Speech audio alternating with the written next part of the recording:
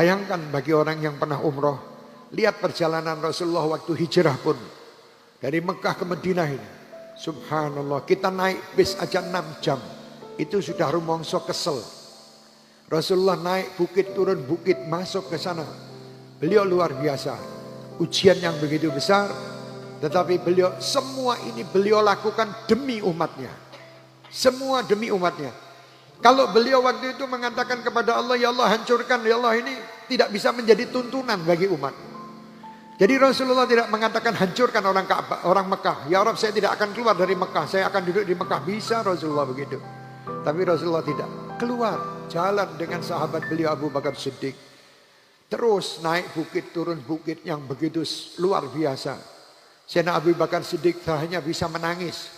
Dan Rasulullah capek dari tidur di pangkuan Sayyidina Abu Bakar Siddiq. Waktu itu Sayyidina Abu Bakar Siddiq lihat kelelahan Rasulullah SAW. Sampai-sampai ular yang itu keluar dari bawah itu menggigit kaki Sayyidina Abu Bakar. Sayyidina Abu Bakar tidak berani bergerak karena takut wajah Muhammad SAW nanti terbangun. Di situ tidak mengatakan. Ini luar biasa perjuangan sahabat dan bagaimana perjuangan Nabi Muhammad SAW. Itu namanya perjuangan. Ayo, kita tidak dianjurkan, bukan tidak dituntut untuk seperti Sayyidina Abu Bakar, tidak. Tetapi kita bagaimana memegang agama yang telah disampaikan Nabi Muhammad ke kita. Pernahkah kita berjuang seperti para sahabat? Kita lakukan apa yang diperintah Allah, diperintah Rasul, itu termasuk perjuangan juga. Mari, ayo kita tunjukkan bagaimana akhlak Rasulullah, bagaimana cara Rasulullah, bagaimana kehidupan Rasulullah.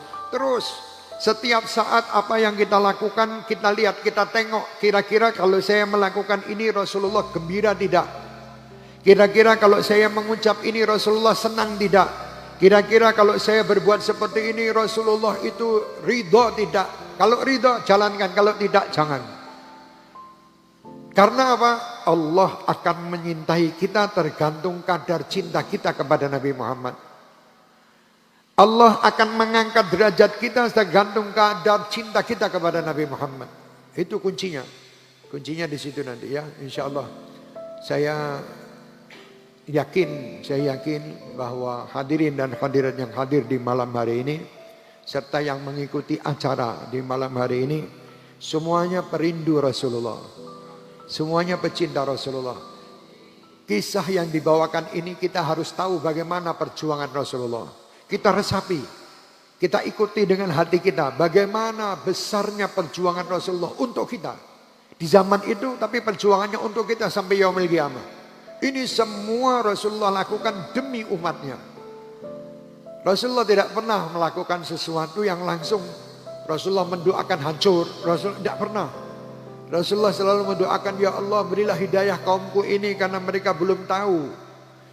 Sampai-sampai Rasulullah mengatakan, nanti kalau sampai orang-orang ini tidak ikut kepadaku, siapa tahu anaknya yang ikut kepadaku. Kalau sampai anaknya tidak mengikuti aku, siapa tahu cucunya yang mengikuti aku. Sampai seperti itu Rasulullah ini rahmatnya, supaya apa? Tidak orang-orang ini langsung hancur. Tidak langsung hancur. Kalau Rasulullah mengangkat tangan semenit habis semuanya. Seperti Nabi Allah Nuh, ya Rabb jangan kau tinggalkan sedikit pun dari mereka, karena kalau sampai tertinggal satu rusak.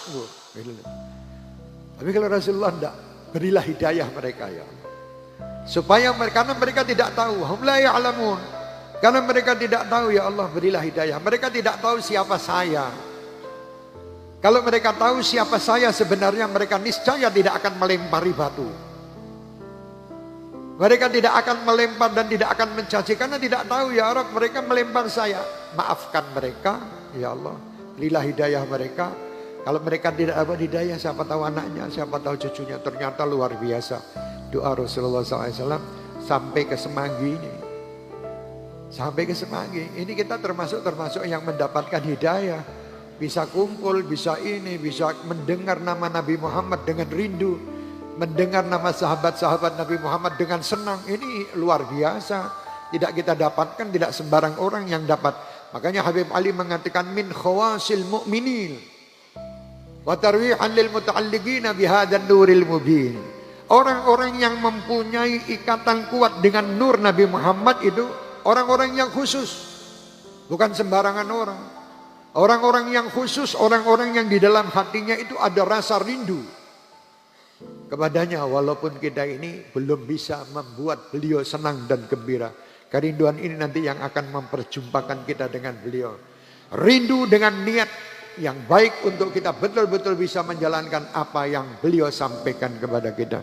Insya Allah mudah-mudahan kita ke depan bisa terus mengamalkan apa yang beliau sampaikan. Kita ucapkan jazakumullah khairul jaza ya Sayyidi ya Rasulullah.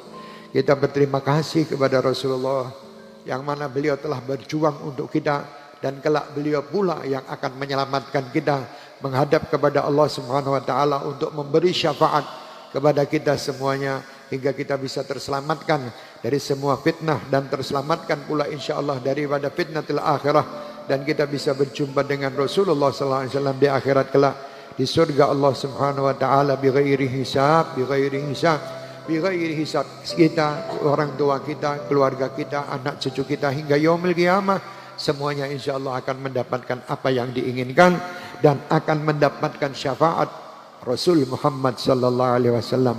Amin ya rabbal alamin.